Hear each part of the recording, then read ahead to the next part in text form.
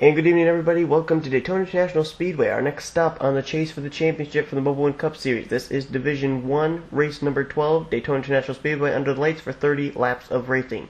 I'm Seth Cole, and I'm joined here by guest commentator Dylan Poteet. Dylan, thanks for joining me here tonight. Thanks, Seth. Glad to be here to help you commentate this race for the Mobil1 Cup Series Division 1 race. We're here at Daytona and everything, and it's a great racetrack. Lots of action, one of my favorite racetracks to watch and see. Lots of action today, three-wide racing. Could see the big one, and this could be a wild card for a lot of these drivers. So it should be a good race today. So we'll see what happens. Well, Daniel Schwab starts in the pole alongside of Tim Walsh. Walsh has been to victory lane so far this year, and Daniel Schwab has not. Leo Rogers, Dougie Shears, they're going to make up row number 2. So we're going to get these cars rolling off here, and we'll have them go for 2 pace laps. While they do that, we will show you the starting lineup for today's race. We got Michael Harvey starting off in the 5th position.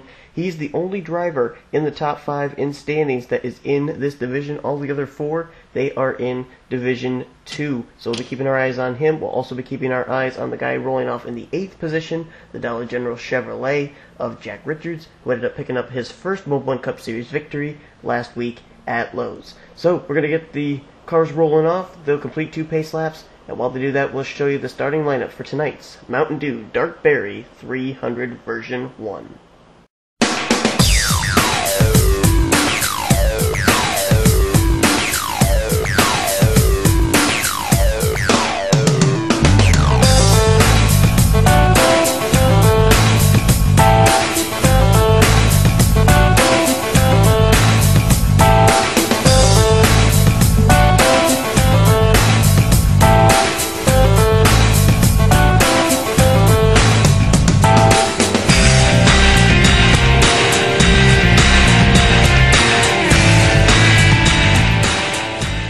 So we get ready to go under the green flag for the first time today.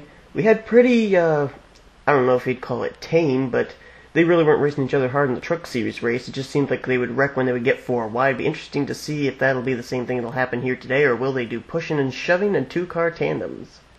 Absolutely. We'll see what happens, though. These boys are going to race aggressive today, I bet you that. As we're going to take the green flag here, we started racing here at Daytona. Tell you what, with all the rookies in the field and every single series, we've had a lot of first-time winners go to victory lane. Daytona always seems to play out to the underdog. Do you think that'll happen again tonight?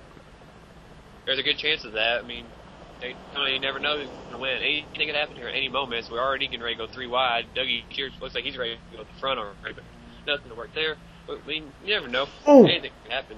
Oh, no. Oh, that was Michael Harvey right there, who comes in 3rd in the standings. He didn't make it to the first. Yeah, he just about didn't make it to the first lap. I don't like. On the apron, somebody on the apron, one of the hefty cars. I don't like seeing that. Who is that? That's Luke Walker. Luke Walker. Yep. Oh no. Oh, don't come back up. He is still on the apron. Don't come back up. Stay down there. Ooh. Uh-oh. Oh, where's the 9? Uh-oh. And if he gets through here without anything happening, I don't think I've ever seen anybody get through a whole corner on the apron, especially at Daytona, and make it work, and he did. Oh, he's still on the apron. Wait, why is he still on the apron? Now he finally Look finds out. a place to get in. Boy, that was a close call. Wow. And we're still green, amazingly enough. That was amazing how we didn't have a record there. He went the whole corner on the apron, like I said. That was just, I never seen anything like that. He almost went the whole lap on the apron. Is that legal? I don't know. He didn't advance his position. Yep. Anyway, here comes Michael Harvey. Looks like he's going to go to the lead. He wants some bonus points quickly. He wants to stay up front and not go anywhere else but there. He doesn't want to go that back to that pack and get in the wreck. He's too high on the point. Oh! The oh, there they go. Oh, right up at the front of the field. That was Alexander Rogers I saw get sideways. Oh, man. Whoa. Did they save it? Oh, look out, look out, look out! Oh, no, they didn't. Now they're going. Oh, don't come back up. Oh, good grief. There they go, the wrecking. Oh, the 3's in it. Trent Dunham was in it. Trent didn't get through this time. Oh! Oh my 12 goodness. wrecked. Henley's involved. Jake Berg. Robert Band was involved, I think. Leo Rogers. Zohar Munn. Man, Leo, he had a lot of damage to the front of that Bass Pro Chevy. Oof. There's Brandon Parsons, look, I think it was the 03, the first one to get wrecked right there, and he had nowhere he can go. Well, he got turned by the 04, but I think it was Alexander Rogers who got turned back in turn 4 that started the whole thing. There's Henley. Josh Jones was in it. There's Henley, who he had a lot of damage to that 6 car. This is back to the stripe. And Connor Germain beat John Dillon for the line. There's Michael Harvey. He was leading right there. There's only 5 cars right there. How many were in that wreck? I would wager maybe half the field. It started up. 24's pushed into 27 down the backstretch. Something. I don't know what that was about. Oh my goodness, Matt Nathan and Leo Rogers getting into it here with wrecked race cars. Yeah, I guess they can't get any more damage. The car's on the apron now. Oh my goodness, what is with this? And that was racing back to the stripe for position, actually. Jake Berg, his bad luck continues. Yep. James Qualls, he's got some damage. Oh, Adam Chambers, 8th in the standings. He was one of the first people I saw spinning out. I didn't know where he got hit from, but it looked like he didn't hit that many things, but then maybe he did afterwards. He might have missed it, but him and Trent were like right next to each other when they wrecked, so it doesn't look like Chambers going to have a good day today at Daytona. He's having Dale Jr. luck today in that car, that's for sure. Now, where is Trent? We saw him spin out. Where is he? Well, he's got some rear end damage, but oh, the car behind him has front end damage. Ray Wilson. We expected him to have a good race today. That 5 car looks fast. 21 might have some damage possibly in front of him. Boy, there were a lot of cars involved in that. And that pretty much started from turn 4 all the way to the entrance of turn 1. That was the front of the field that wreck happened, so I mean, that was just not the best place to happen. I mean, it was like after Michael Harvey got by, everybody started wrecking, and that was just nobody could go anywhere. A lot of cars taken out here. Even the pole sitter, the 11. He's got left side damage on that 11 car. Yeah. Logan Wilson. Looks like Connor Breen back there in the 08 was in it. Well, these, I don't know if you really could classify them as regular scheduled stops. Well, Michael Harvey actually is up there. There he is in the 08, in the 00 rather. That's a regular scheduled pit stop for him, but the other ones, I think they're just in for damage. Alexander Rogers, a lot of damage. There's a 7. That's Devin Wilson. Well, a bunch of the Wilsons were involved in this wreck. It looks like. I'd say the only two that came in for regular pit stops were the 30 car that just left there, Tim Feigl, and Michael Harvey. Everybody else, I think, came in because they had damage. They're going to try some strategy. Looks like those 2 drivers. Harvey's going to try to sneak in here and get a good finish today, as well as the 30 car, Tim Feigl. We'll see what they do, though. But maybe it wasn't Connor Breen that was in that wreck. I think maybe I got them mixed up with somebody. I think I just saw him. Just to make everything interesting, though, that was a pretty crazy wreck now. Yeah, it was. And amazingly enough, the car that we were talking about that was running on the apron, Luke Walker, look at him, he's running up in 13th, and he made it through those wrecks. I bet everybody was wondering what he was doing on the apron, but, yeah. And he was losing lots of positions, too, wasn't he? And now he's up there in the top 15. Yeah, he's between Dougie Shears. Well, let's take a look at a replay, as we've had a rather interesting first part of this race. Well, here's a look at what happened. Actually, I think that the second wreck was more catastrophic than this first one. Right there, Logan Wilson, he gets into Alexander Rogers. She bounces off of Jacob Rodriguez and hooks Miku Tashimi right there up into Dana Schwab, who were all battling for the lead. Yeah, the 9 car, she was replacing her sister, as we wanted to document ahead of time. And there you see Leo Rogers, James Qualls, and Lisa Shears. They all get into each other. Up there, when that 9 car spun, I think that was Ryan Cooper that barely more than the 19. Good driving. Then somebody just went between the 7 and the 9. Oh, on the left. Look at the 7 car over there. Yep, left side of your screen. Now, let's see where the other contact occurred. I think it was right here in the middle of the screen between Brandon Parsons and the 04, the yellow car, of Jamie Muckley. I think they're going to get into each other right here, and it's going to turn the 03 car around. Right there. Yeah, they were just racing back to the line, and Parsons just got blatantly turned by Jamie Muckley there. Nothing he could do. And there's cars coming back up from the grass also when this is happening. 7 and I think it's the 09. I think that's who it is. Yeah, it is. That's James Qualls. Watch Buckley come back up. He's going to go right up into Trent Dunham's 8 car. Looks like, no, Chambers gets in the Dunham. Yet Dunham was trying to avoid Muckley, and Chambers was into the back of him. John Henley's wrecking back there. 23 looks like he smashed into the wall. That's Joe Smith. You know, a lot of this was drivers just trying to miss the wreck, and someone was already there. Yeah, it was just a case of just racing back to the line. Just one little mistake cost a lot of people. And this was after the caution came out. They took the caution, and all this happened. Ray Wilson up got some damage. The 01, Hayden Klein, or not Hayden. Yeah, Hayden Klein. That's what I got it right. Yep. All right. Robert Band, he's spinning out on the 12. And then just keeps going down here through turns up into turn 1. Xavier Livingston in the 21. John Henley still spinning out. Ooh, and this is where Ray Wilson gets more damage. Up there, I think Leo Rogers wrecking up ahead still. They're still wrecking everywhere. Brandon Parsons. Look, this wreck started off right after the start finish line, carried all the way over into turn 1 almost. Wow. That was a crazy wreck, and that was after the caution came out. Henley's not going to be too thrilled because he just fell out of the top 10 in the standings, and he was looking for a good run to get him back in. This is not going to be what he's looking for.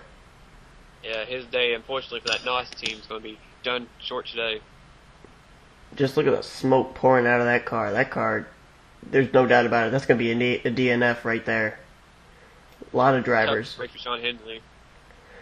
Well, let's get ready to go back to green flag racing. We've got probably, I'd say, a third of the field wiped out in about 5 laps. So we'll get ready to go back to green flag racing, and actually not as many drivers retired as I thought would.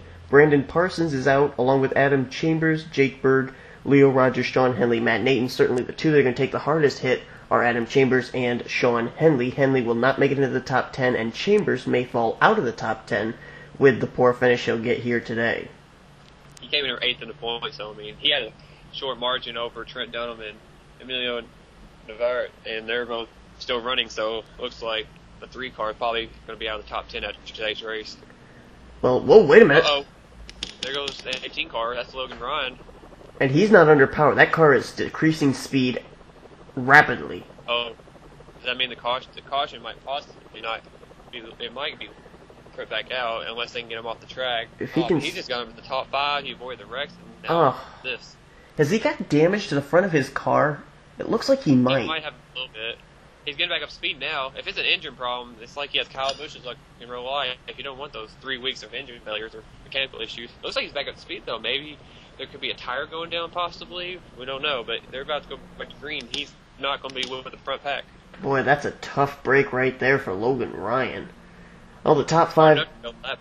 Yeah. Top 5 has changed now as we go back to green flag racing. It's Connor Germain, then John Dillon, Jacob Rodriguez, Ryan Cooper. It would have been Logan Ryan 5th, but now it is Tim Walsh.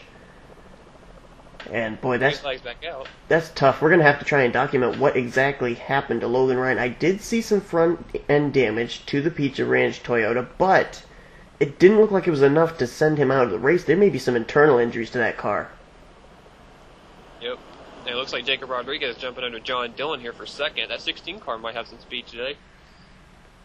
Jacob Rodriguez, not really that much history in the Mobil1 Cup Series, but I'll tell you, the 16 car does. Went to victory lane twice last season with John Brace, I believe. So, obviously that team knows how to get that car to victory lane. And there's a complete unknown back there in the 4th position. That's the 19 of Ryan Cooper. This is his first few races in the series period. He's a brand new driver. He's up there running the top 5. Haven't heard his name much this season, but he haven't had much luck. So good to see the 19 car up there running good. Yeah, quite honestly, the hefty cars, both of them, have really had a tough time this season, no matter who's driving them. It'd be nice to see one of them get a good finish or maybe even a win here today. Yeah, we saw Dylan Poche. He dropped out of the 14 car and moved over to Turner Motorsports, driving the 38. Now Luke Walker's driving that 14 car, and Cooper took over the 19 for Sam and Oscon. So a couple new drivers already this season in those 2 cars, trying to get something going for them. Oh, I heard something going on back there. The yellow lights are on, and the caution is out. We'll leave the battle for the lead here just to see what happened. And speaking of Luke Walker. Yep, and Lisa Shears was also involved. We'll need some hefty for that. Aaron Rodgers, that was good. Fail. Alexandra Rogers, I think she got a piece of it. And this is all these other damaged race cars. Yep. So it's racing back to the line. Do you know what this means? What? We're not going to get to see Luke Walker run on the apron anymore. Oh, dang, that was a good show going on. Man, that was entertainment. Yep. I'll have to find somebody else. Maybe Cooper. Maybe he'll take over for his teammate, start running under the yellow line, see what happens. Yeah, there Maybe you go. Get a whole line down there. The show must go on. Well, Connor Germain leads us under the caution flag. Let's see what happened. It was at the back of the field, and I didn't even see how it started, so we'll take a look at a replay. Well, actually, it looks like Luke Walker took himself out of the race. Right here, he gets into Tim Walsh. They turn down to Jamie Muckley, and there's nothing Muckley can do. Yeah, maybe he was trying to get back down to his line under the apron. I'm not very sure right here, but he's going to basically turn himself, and Muckley just nowhere to go. Ooh, the 07. Ooh. He's going to get through that. Good job by Jody Wilson to get on the brakes there, and then just watch Lisa Shears come running in here. Oh, Amelia Navarre, look out! Ooh. Wow. Oh. Ryan Juke barely avoided. Look at the 50. Oh, no, that's the 30. That's Tim Feigl. He goes right between them. And Trent down him by as well. Thread the needle. But you realize that right there, Luke Walker, he could have come down into two drivers who were in the top 10 in the standings, Michael Harvey and Amelia Navarre. They were right behind that. Yeah, that was a close call for a couple of those drivers. Harvey and Dunham, I mean, that could easily took him out of the race. And, ooh, so hard. Man, he barely avoided that, too. Good drive by the 28. That was closer than I'd like to think about. Nah, yeah. For those drivers, it happens so quickly they forget about it. There's always other stuff to worry about, I guess. Yeah, I know, and I guess when you're in the car, it seems like you have more space, but when you look at it from here, man, it looks like you can't fit a sheet of paper between them. That one car, look at the front end damage. That tells you how hard she hit the 14 car. Tough break for Lisa Shears. She should be all right, though. We have to thank the NASCAR safety crew for the safety and everything for these new cars. Absolutely. And they protect these drivers from these kind of wrecks. 10 years ago, some of these wrecks could have been really bad and everything. So it was a good thing by NASCAR. They protected them, but Luke Walker and Lisa Shears' days, unfortunately, are going to be over now. Well, we're going to get ready to go back to green flag racing as Luke Walker and Lisa Shears, amazingly, was just a two-car incident that put us under the caution flag for the second time today. So we'll get ready to go back to green flag racing. The only two drivers out of the race after that incident, interestingly enough, the two drivers who were involved, Luke Walker and Lisa Shears. And another interesting thing, before we show you the start or the lineup for the restart, Logan Ryan is back on the lead lap in 23rd. Don't know what was amiss on that car, but he still is in it to win it, still with that caution coming out at a very timely moment for the 18. It must not have been that big of an issue because he got back on the track pretty quick, and the caution couldn't have came out at a better time. He's only behind these slower cars, but he should be able to maneuver around them. He's probably just happy just to be on the lead lap, still competing for a possible win. So a good break for Logan Ryan, definitely for sure, in the 18 car. Well, it obviously must not have been anything to do with going down a cylinder or anything, because he's running up around 72 miles an hour, and before he was running just barely above 42 when that problem occurred, so you may be right, it may have been a tire that went down on the 18. I believe that's what happened, though, because he got in the grass and started slowing down. Once he got out of it, he got back up speed, so maybe trying to ginger the car around, because he must have had a flat tire or a loose wheel or some kind of vibrations. So lucky break here, especially on a restrictor plate track for somebody like him. So good break for Logan Ryan. Now he's got to maneuver his way through the damaged race cars. Top 10 as we get ready to go back to green is Connor Germain, Jacob Rodriguez, Connor Breton, last week's winner Jack Richards in 4th, John Dillon 5th, 6th is Bob Fergus, 7th is Dougie Shears, 8th is Tim Walsh, 9th Jordan Hester, and in 10th is Eric Burton. But of course, let's not forget that we do have pit strategy that has been played out. We had Michael Harvey make that pit stop earlier along with Tim Feigl. They're off the pit sequence. Yep, we'll see how that pans out as the race is getting ready to go back to green. We're about halfway in a couple of laps, so we'll see what happens. That could come out and play a big key in this race. Right now, they seem to be battling for second. That'll allow Connor Germain to get away, but seen a few new faces up here in the top 10, namely Jordan Hester in the 4 car. Haven't talked about him all day long. Actually, really, there's a lot of drivers we haven't talked about anyways, but he's moving his way up here now, along with Dougie Shears and Bob Fergus and John Dillon. We haven't talked about pretty much anybody in the top 10 because there have been so many cautions to cover.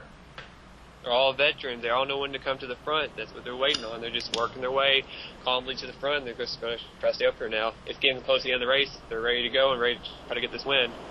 Now, in the Oreo Truck Series race, it was Aaron Reed picking up his second straight Oreo Truck Series win.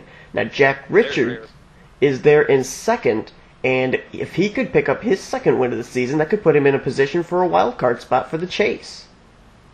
I mean, that all but guarantees him one as long as he can stay up there in the points. I mean, 2 wins, that's huge, especially if you get back-to-back. That has to be a confidence builder, momentum builder for that 32 team. So if he can pull it off today, that'd be huge for that whole Dodge General team. But don't cut out the guy behind him, John Dillon. You know he wants to win this race. Oh, we were talking about Adam Chambers. We've been talking about Emilio Navarro, Trent Dunham, Michael Harvey, guys who are in the top 10 in the standings. How about this guy? We haven't talked about him.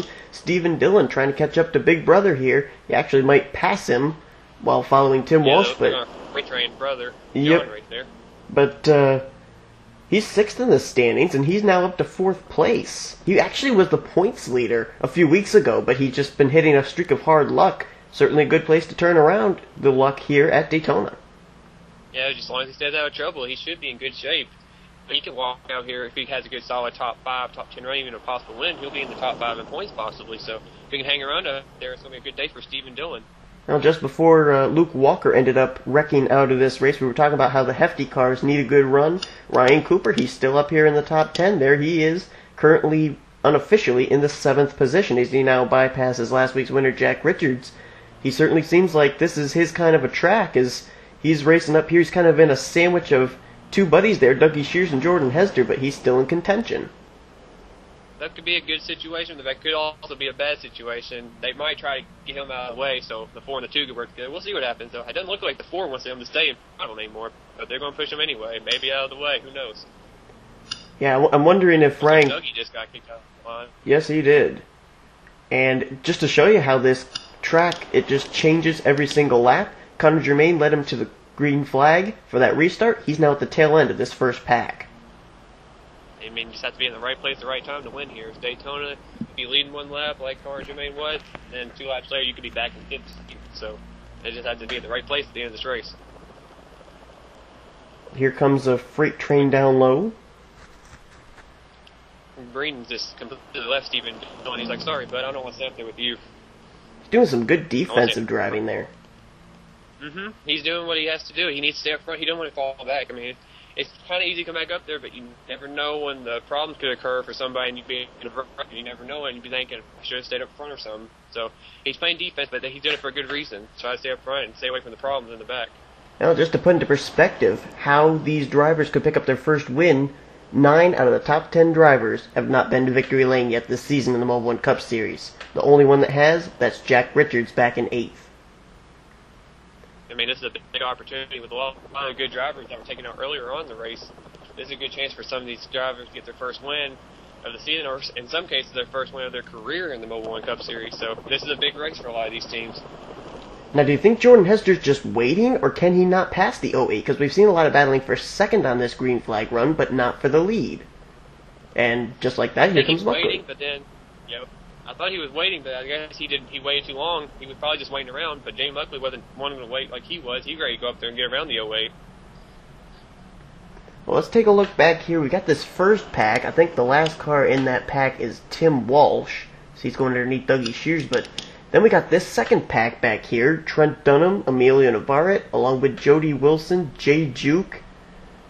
I can't tell if they're up to speed or not, but they do have some distance between themselves and the rest of the field. As a matter of fact, Tim Feigel's back here. We were talking about him off the pit sequence. Trent Dunham is actually slowing down the back straightaway. You see his speed? He was running 190 and he dropped down. He's in 165 range now. Something's wrong with the 8 car, it looks like. Could be. Let's see if he's headed for pit road or anything. No, he's not. But yeah, you're right. The speed really did decrease on that 8 car. But he's running in the 15th position. Hey, he won't be complaining. You know Trent. Trent, tell him, you can ask him. Daytona is his least favorite track. Get away with the top pitching run. You won't hear a word out of that team or that driver. Whoa, wait a minute. Oh, wreck up ahead, I think. Uh-oh. Oh, let's follow Dunham, see if he gets through. There's a lot of scraping, a lot of smoke. Oh, Jamie Buckley's wrecked. And Jordan Hester. They were battling for the lead. Another 2 car. Another two-car incident. No visible damage to the four. Didn't pay off. Yeah, no visible damage to the 4 car. He might have a little bit of rear end damage. There's Muckley. Muckley looked like he spun out and didn't hit anything. I think Hetzer backed it into the wall because I saw just a tiny bit of rear end damage on that Oreo Chevy. If you look at an angle, it looks like the back end's a little crunched up just a little bit. I think he also slapped the wall with the right side of his car too. There's a good chance of that. It doesn't look like it was a serious wreck. You just see some smoke and stuff, but I mean, it wasn't a big one. They were up at the front. So, I mean, maybe we might got blessed right there twice with another 2-car incident. And there's the 18 car. He didn't catch up like I thought. He might have got hung up behind these guys. Yeah, I think he did. And so Connor Breton, he leads us into the caution, and you were just mentioning that the 4 and the 04, they were running up there at the front. Now that moves Jack Richards into second, Jacob Rodriguez third, Michael Harvey into fourth, and Ryan Cooper into fifth place. So I don't know if we can find out where they were. We'll probably, under the replay, find out where Hester and Muckley last crossed the stripe at. So let's take a look at that, because I think you're right. I think they were running inside the top 5. Okay, let's take a look. We're looking at Jamie Muckley, but watch the high side. Dylan, I think you may have pinpointed it when we were under the break there, that maybe the 34 starts. Oh, no, there we go. Eric Burton, he got into Jamie Muckley. He bounces off Tim Walsh, and he goes straight up the track. Oh, wait a minute. Oh, I thought it shoved him into the 4, and there goes Muckley into Hetzer, and then Bob Fergus got a piece of it. So it wasn't a 2-car incident. Back the wall. Yeah. It looks like 34 is going to have a little bit of damage on the front end, and Walsh smacked the side of his car into the wall. So I couldn't tell. Did that look intentional by the 15, shoving the 04 up the track? I don't know. It could have been. Tim Walsh maybe wasn't happy with how his car was running, and somebody ran into the side of him. I guess kind of ignite his temper or whatever, just got him mad and everything. I guess that's what happened, but you never know. It's racing. It's probably easy for these drivers for their tempers to go off. So it could have been. We would never know, though. But look at this. Ooh, look at this driving right here. Forgot about this pack. Ooh. Wow. There was a couple of close calls. Certainly was. So we thought it was a 2-car incident. It actually was 4 cars, but I have to agree with you. I think that is just basically a racing incident, because certainly it was nothing on the scale of what we had in the Truck Series race with 2 cars pushing each other down onto the apron and then come back on the racetrack. This was just a case of cars bouncing off each other, and also when your car bounces off another car, it's very difficult to get that car back under control. So Tim Walsh, he could have just slid up the racetrack there trying to control his car. I mean, we never know. It could be anything. They're racing, they're around 200 miles an hour, and you have a car hit you. You never know what the car could do. I mean, it could have been intentional, it couldn't have been at the same time. I just think with the racing deal, but Muckley might look at differently, and so will Hetzer. Hetzer probably didn't know what was going on, so Jamie Muckley probably not be too happy with Tim Walsh for doing that, if it was intentional or not, but we may never know what happens. We might see something happen later on in the race.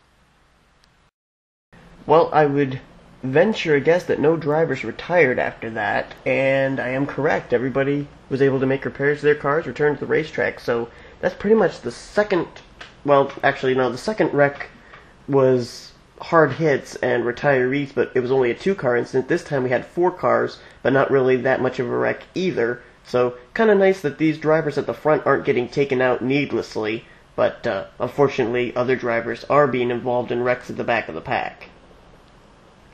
Yeah, we'll see what happens though now. We're under 10 laps to go. Fuel could still be a possibility of a question of if anybody can make it or not, and Green's still up there leading. He's had a strong car. We thought he was just going to get up there and lead a little bit, and then, drift out of line and go back a little bit like everybody else has. But Connor Breen's actually been playing a little bit of defense, like we talked about earlier, that he's staying up front, and he's protecting that bottom lane for his life, and he's done a great job. Yeah, closest that Connor Breton ever got to a Mobil 1 Cup Series finish, it was last season. I believe it was race 19 of the Mobil 1 Cup Series, and he lost the win by 1/1000th of a second to Matthew McMurray. So certainly at a restrictor plate track of all places, redemption could be sweet for Connor Breton. It definitely could be. I mean, that could be a hard loss for anybody, but to lose that close, I mean, it has to be devastating. But Daytona, he could pull a David Reagan and find some redemption here. I mean, this is a perfect opportunity for him. But he has Jack Richards, last week's winner, right behind him. Jacob Rodriguez, Michael Harvey, Ryan Cooper. I mean, got some hungry drivers wanting some wins, and Richards just wants some more wins. So we'll see if Green can hold on as we have 6 laps to go coming to the line. Oh, now we got another car in trouble. Oh, Michael Harvey. Third in the standings. Now this I don't understand because he pitted back around lap 3. That car is slowing. He's stopping. He's stopping. Oh, is the car coming back out for that? I don't know. Michael Harvey earned the point. No caution. Harvey's.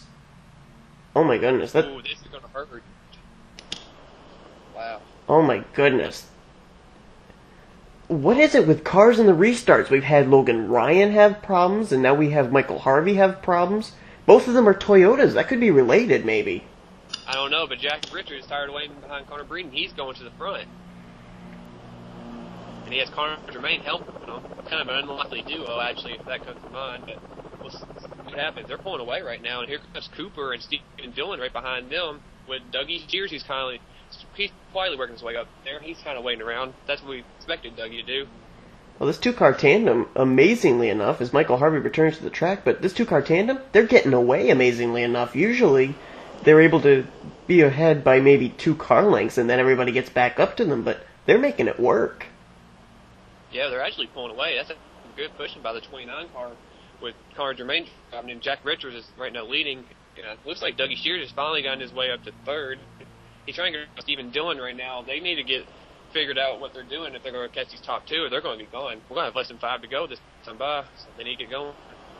And Stephen Dillon, certainly a good run for him, and I don't have the mathematical totals here, but with the troubles Michael Harvey's having, we got word, I think he's back in 21st, 1 lap down now. Stephen Dillon, he could move past Michael Harvey in the standings here if he continues to run the top 5.